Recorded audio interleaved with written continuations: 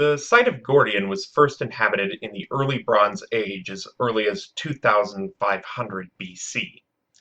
Since then, archaeologists have identified few disruptions in the habitation of the site. Sometime during the second millennium BC, Gordion came under the influence of the Hittites, likely having become assimilated into their empire as suggested by a pottery-filled Bronze Age Hittite stratum and a cemetery beneath the city. Inscriptions reveal that following the Hittite collapse in the early 12th century, the Indo-European-speaking Phrygians entered Asia Minor from Thrace. Just as their Thracian neighbors from across the Sea of Marmara, the Phrygians were avid beer drinkers. Gordion would come to flourish as the head of the Phrygian kingdom in the 8th century. Aside from our Greek and Roman literary accounts, muddled by whimsical mythical accretions, little is known concerning the history and organization of the Phrygian state. Even the name Phrygia itself is a Greek designation for a region in west-central Anatolia. What its own people called themselves remains unknown to this day.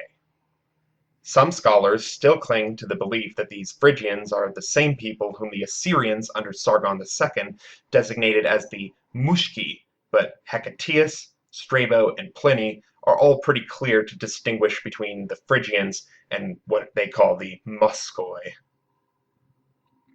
At the beginning of their power, the nearest neighbors of the Phrygians were the eastern Greeks of the Ionian coast.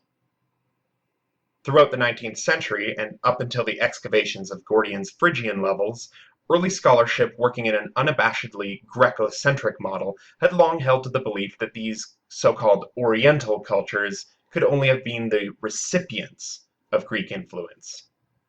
These theories held that both the Phrygians and their Lydian conquerors contributed little to the development of Hellenic culture.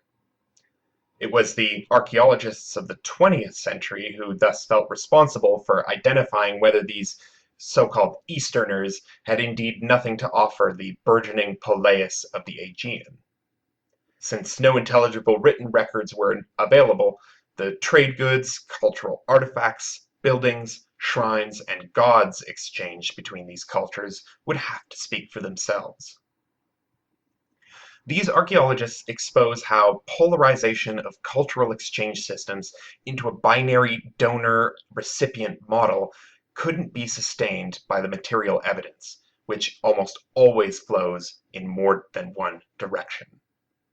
The Phrygian and the Greek worlds were inextricably interconnected, a fact clearly attested by the similarities in painted Phrygian and Ionian claywares, the Phrygian use of the Greek alphabet, the thorough development of religious syncretism between the Olympian pantheon and the Metrian cult of Cybele, the Greek familiarity with Phrygian music and instruments, and the mythology concerning Midas, which saturated the literary works of the Greco-Roman world. It was a clear literary source from which archaeologists drew their first clues as to where the site of the Phrygian capital lay. In his Historiarum Alexandri, Quintus Curtius Rufus explicitly states, "Gordium nomen est urbi, quam Sancarius amnis praeter fluit pari intervallo pontico et cilicio mari distantem." Using this account, the German classicist Alfred Kurt trekked across Turkey in 1893 looking for the physical remains of Gordion.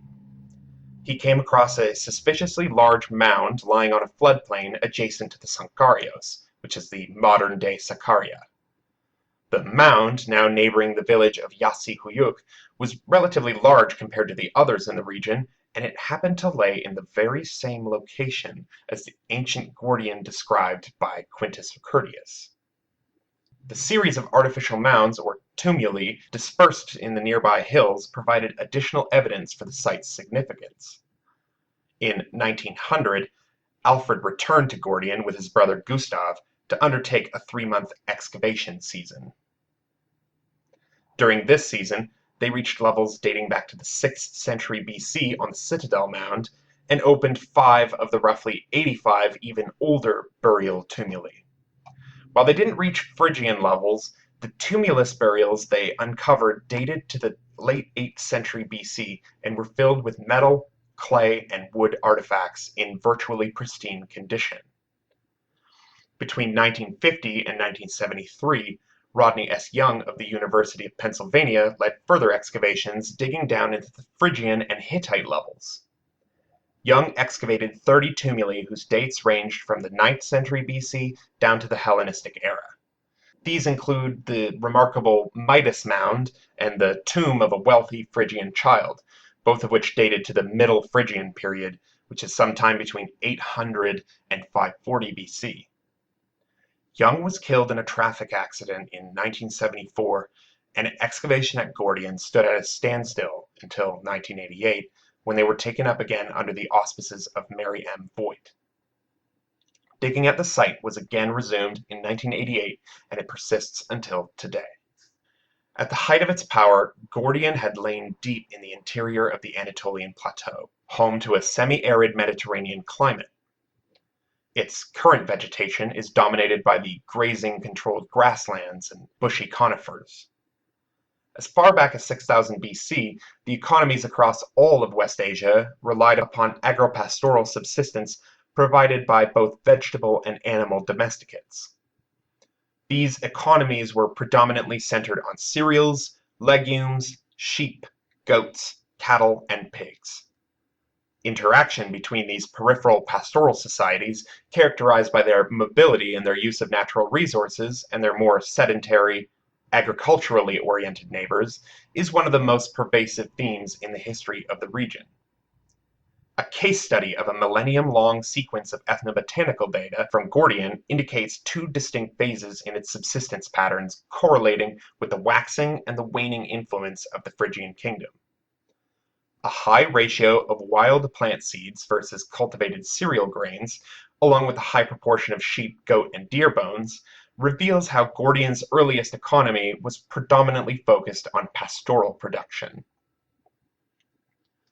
During the wealthier Middle Phrygian period, between 800 and 540, Gordion's high population necessitated a shift toward agriculture. In contrast to earlier results, a lower ratio of wild seeds and relatively large quantities of cattle, pig, and rabbit bones indicate this change. Most of what is known about Phrygian archaeology in general stems from the excavations done at Gordion. The dig site is centered upon a flat-topped, 12-hectare citadel mound which looms 16 meters over the plain. It's accompanied by two fortification complexes of towers and walls.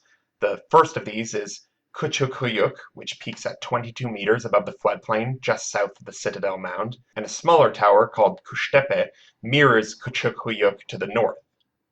An additional 34 hectares of low-relief surfaces of ancient debris also jut out of the plain in several sections. Apart from building remains and artifacts found in the stratification levels of these mounds, the most important finds were made in the tumuli, particularly those from Midas Mound, which is the largest of the burials, measuring over 50 meters in height and 300 meters in diameter. The tomb was commissioned by one of Phrygia's many royal so-called Midas figures and bountifully stocked with both indigenous artifacts and imported goods. Upon entry into the wooden tomb buried under the mound, the Kurt brothers came across the remains of a man aged 60 to 65 placed within a log coffin. Although the corpse had long disintegrated, patterns of purple and brown dye were seen on the textiles swaddling what was left of the body. Among the rest of the tomb's finds were bronze and brass bowls, hundreds of fibulae, which are pins that were sometimes used as currency, ornate wooden furniture inset with ivory, large bronze cauldrons, and fascinating animal-shaped drinking vessels. Other Phrygian artifacts found among the tombs include bronze belts, wood and bronze figurines, and decorated pottery covered in geometric motifs.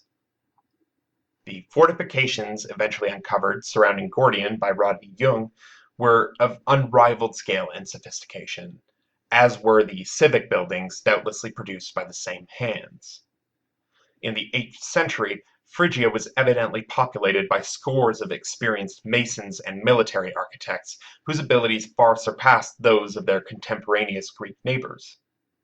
The earliest Greek mosaics dated to the 5th century, 3 centuries after the Phrygians were adorning their structures with mosaics of colored pebbles and monumental sculptured lion heads. Gordion's tombs and houses yielded astonishing finds in artifacts, demonstrating Phrygia's expert woodworkers, cabinet makers, and bronzesmiths.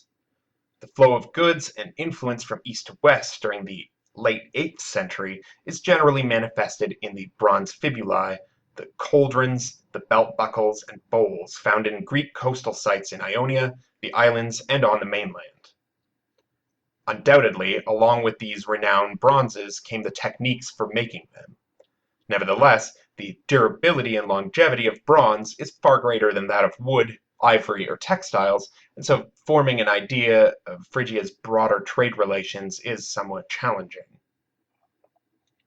When working with bronze and metals, the landlocked Phrygians were far more advanced than their seafaring Aegean neighbors and would have had much to offer through trade and intercultural exchange. As one might expect, evidence of early Greek pottery existing among the 8th century Phrygians attests to the flow of consumer goods between both cultures. 6 potsherds uncovered in 1978 have been recognized as early Greek, though none were found within their stratigraphical context. There were 2 Corinthian late geometric pieces, 2 early Proto-Corinthian pieces, an East Greek late geometric piece, and a Euboean late geometric close-shaped vase.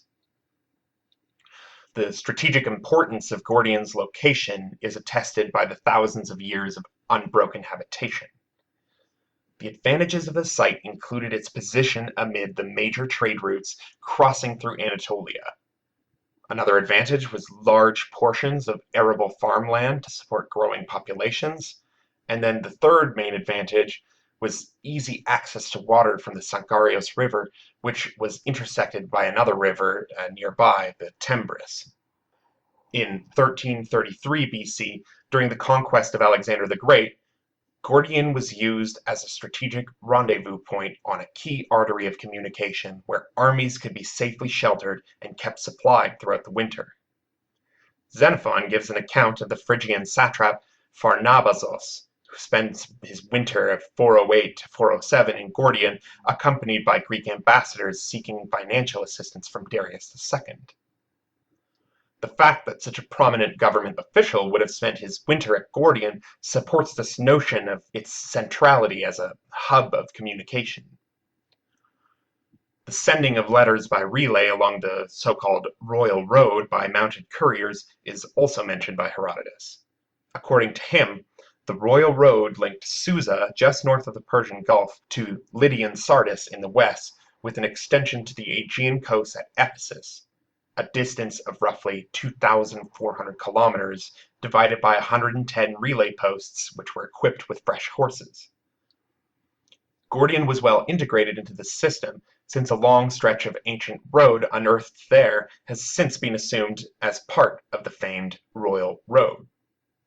Nevertheless, by the mid-6th century, it has been argued that Gordion was already situated among a well-frequented network of Hittite roads from Central Asia to the Aegean.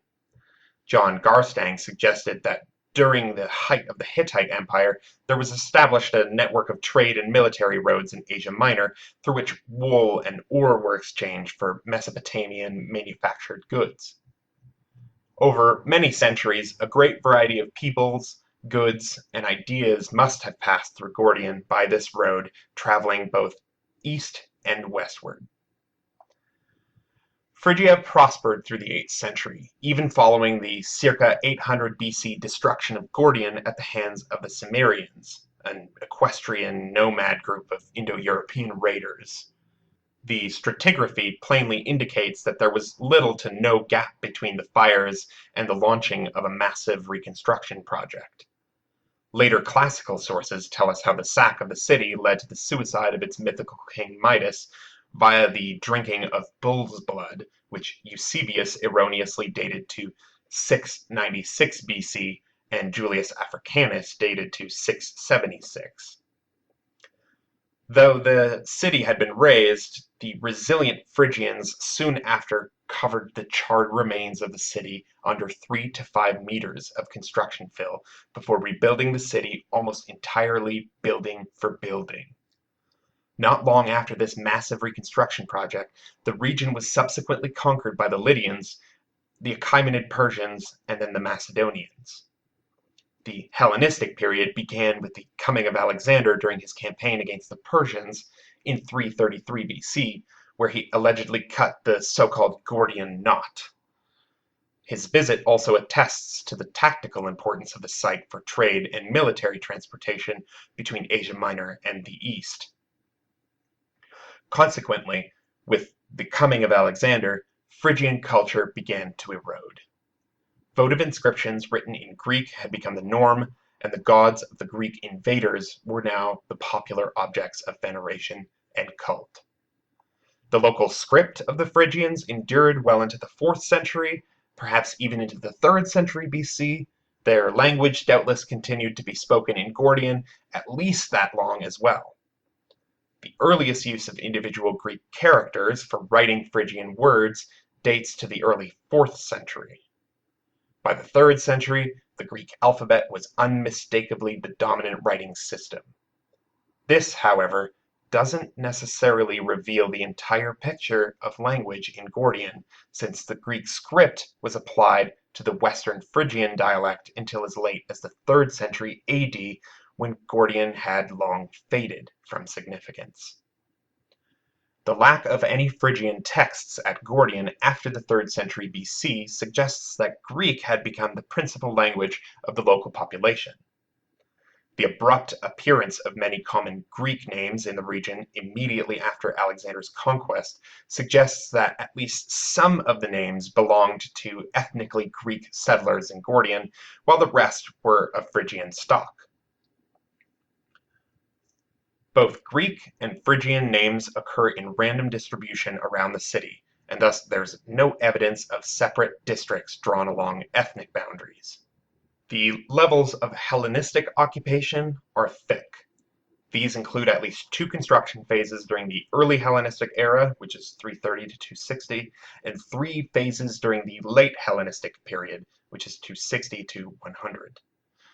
During the late Hellenistic phase, rich alluvial deposits of coins, painted plaster, terracotta and alabaster figurines, glass containers, and iron tools were left for archaeologists to uncover. The mid-3rd century saw stark changes in material culture and inscription styles denoting the arrival of the Celtic Galatians. These finds include human and animal bones, providing convincing evidence of Celtic sacrificial rites. The Galatians settled into Gordian's community, mingling with its resident population, by which that period was already a mixture of Greeks and indigenous Phrygians. The early 3rd century reveals us no more texts in the Phrygian language, suggesting that disruptions and dislocations caused by the Galatians were a key factor in the loss of Phrygian language at Gordian. Despite these invasions, the pottery reveals no sudden changes in production, function, or decoration. Phrygian, Greek, and Celtic elements all coincide together as mismatched sets of dishes and bowls within the same household context. These finds attest to the character of late Hellenistic Gordian. Though conscious of trends set by major Hellenistic centers, the now unwalled and modest market city continued to draw consistently from old Phrygian customs, from Greek influences, and from Galatian elements alike. During the Galatian War of 189 BC, the inhabitants of Gordian deserted their homes in the face of military advances by the Roman consul Manilius Vulso, who laid siege to their camp in the nearby mountains, massacring the city's entire population. After this defeat, Gordian lay deserted until the time of Claudius, when a small village settled over a portion over the old site. In Anatolia and the Near East, the worship of a nameless mother goddess, enthroned and flanked by her feline consorts, can be traced back to the Neolithic settlement of Çatalhöyük. This continuity of iconography and its accumulation of local variations acquired over millennia, such as the tower headdress, the mirror, the rosettes, or the tympanum, can be traced through Kubaba of the Hittites and of the Neo-Hittites, and Matar Kubileia of the Phrygian period. Gordion was a significant center of the worship of Matar Kubileia, the Great Mother of the Mountains. From the 6th century onward, the Greeks had absorbed her as Meter, with poets calling her by a personal name derived from the Phrygian title Kybele, or Kubele. Kybele's arrival into mainland Greece can be traced back to a Metragyrtes, a mendicant mystic of Kybele, who arrived in Athens around 500 BC and was stoned to death and thrown in a river. A plague followed shortly after this impious act, and in a show of penitence, the Metroon was erected to honor Meter. 20 years later, in 480 BC, the temple was razed by the Persians. In the 3rd century, a new Metroon was built, and the cult of the Mother of the Gods, although still lacking in its ecstatic elements, flourished among the women of the Piraeus. This comes as no surprise, since Athenian society as a whole would have already been spiritually satisfied, so to speak, by their own local variant of ecstatic mysteries, such as those which took place annually at the festival of Eleusis or among the Bacchanalia in the cult of Dionysus. The Ionians and Greeks of the western colonies, however, were more open to the frenzied ecstatic aspects of Kybele worship. Inscriptions from Locroy in southern Italy and artifacts from Marseille attest to the adherence of Kybele and Attis's cult dating as far back as the 7th century BC. The widespread personal appeal of Meter's cult was demonstrated through its quick diffusion through Magna Graecia in the 6th century and by the wealth of the votive reliefs and figurines this diffusion produced. Evidence for the goddess's prominence in Gordion had also come to light through the abundant finds of similar sculptures and votive objects. Much attention has been paid, however, to her door-shaped niche shrines which were carved into the rock of cliff faces and hillsides across Anatolia and filled with either reliefs or statues of the goddess and her lions.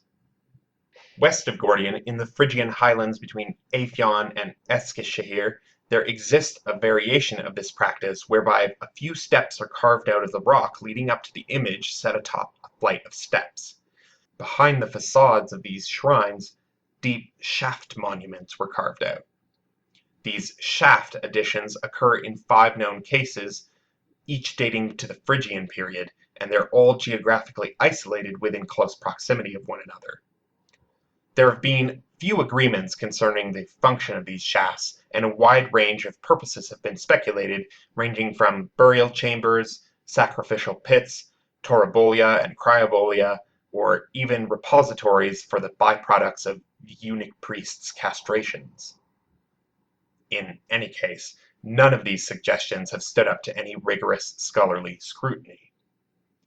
In a more recent study, Susanne Berndt-Ersöz argues that these shafts might have been cleverly used to conceal oracle priests whose voices would have echoed out from behind the main shrine's image. The utterances and commands of the mountain goddess to her devotees would have thus seemed to be voiced by the very earth itself. This argument is convincing, since in Hierapolis there had also existed a sacred cavern of prophecy which was associated with Apollo during the Hellenistic period. Long before its association with Apollo, however, it had been a shrine to the Great Mother, and both Strabo and Pliny tell us how the only ones permitted to enter this cavern were the eunuch priests of Kybele. Along the Ionian coast, the adoption of Kybele's cult also gave rise to the tradition of rural rock-carved shrines among the Chians and the Phoenicians, though no hidden shaft additions have been found outside of western Phrygia. Temples, sanctuaries, and shrines dedicated to oracular purposes flourished during the Archaic era, especially in Asia Minor, where each one of these shrines and shaft monuments are in accord with this period. Long after the loss of Phrygian political independence in the 7th century, the cult of the goddess continued to develop as evidenced by the persistence of private iconography and votive styles. During the Hellenistic period, a new form of the goddess began taking shape at Gordion. Earlier Phrygian forms of cult image fell into disuse as they were entirely replaced with new permutations. While the mother goddess was still at home in Gordion, where several stone and terracotta representations attest to this, her depiction had become thoroughly Hellenized by the 3rd century. What is most interesting about this transition is how the greatest of these finds weren't generally among the dusty ruins of public sanctuaries and Olympian temples, but among private tombs and homes. The process of fully Hellenizing Cibili's cult in Gordion never came close to completion. No temples or major shrines of the goddess can be found among Hellenistic levels of the Citadel Mound. Statuettes and other finds attesting to the prominence of her cult were all recovered from wrecks of private household shrines, denoting the highly personal nature of the mother's cult. The infiltration of Phrygian cult into Greece hadn't been gradual in the 6th century, nor would the intrusion of Greek cult into Phrygia in the 3rd. It was an abrupt fusion of two distinct traditions. When reintroduced to Gordion in her novel manifestation, she was accepted instantly and her former indigenous iconography disappeared. This isn't to say that indigenous Phrygian art and culture was suppressed or exterminated.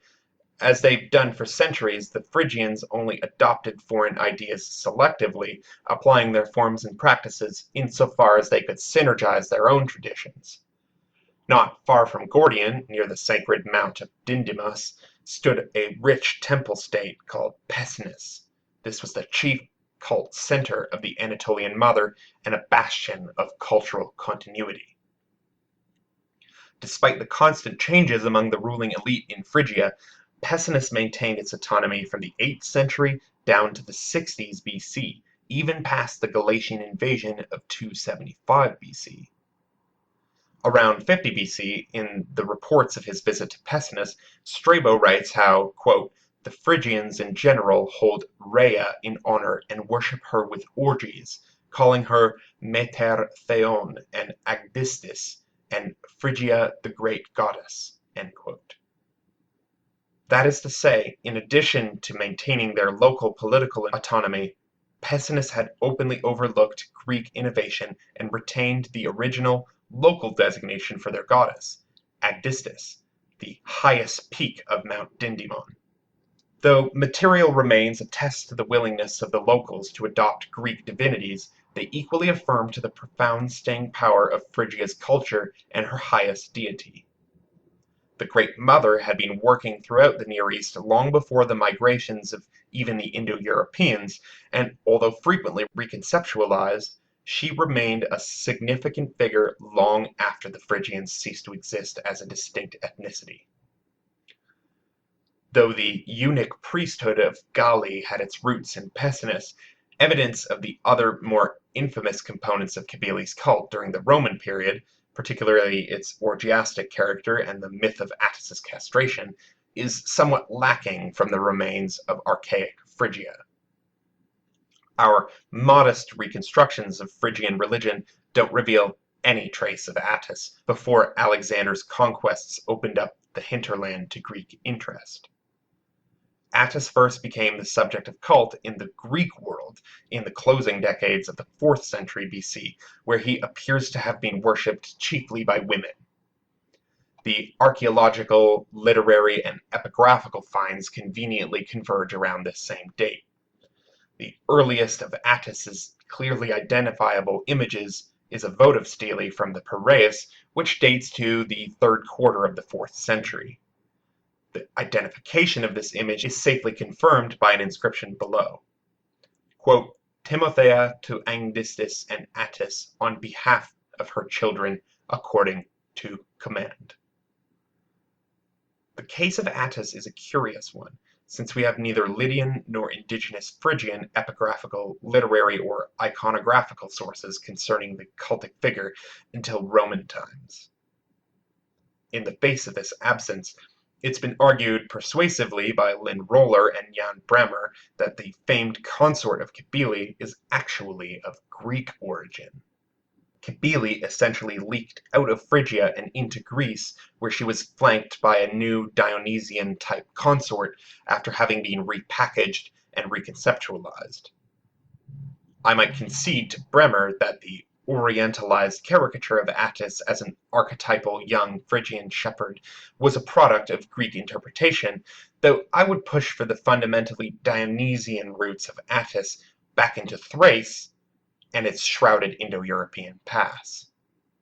The Greeks themselves credited large portions of their more mysterious spiritual aspects to the Thracians. Olympus, the very seat of the gods, was first Thracian, as were the priestly families of Delphi and the Eumolpidae of Eleusis, the ecstatic cult of Dionysus, and the divine musicians Linus and Orpheus.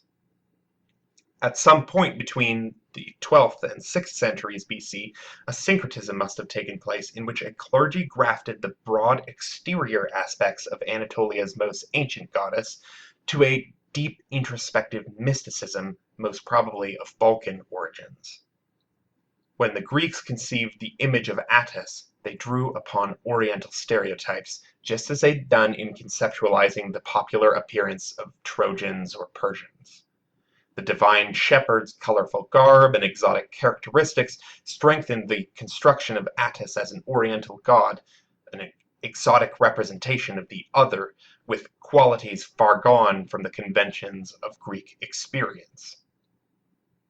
In any case, discussions surrounding the geographic origins of Attis are somewhat useless, since each of the lands proposed as his home once belonged to the same mother culture. Ultimately, the foreign accretion of Attis attests to a fluidity of exchange and to a deep and ancient syncretic bond shared by the Phrygians, the Greeks, and the surrounding cultures. We've explored how the Phrygian and Greek neighbors were integral to one another's cultural development.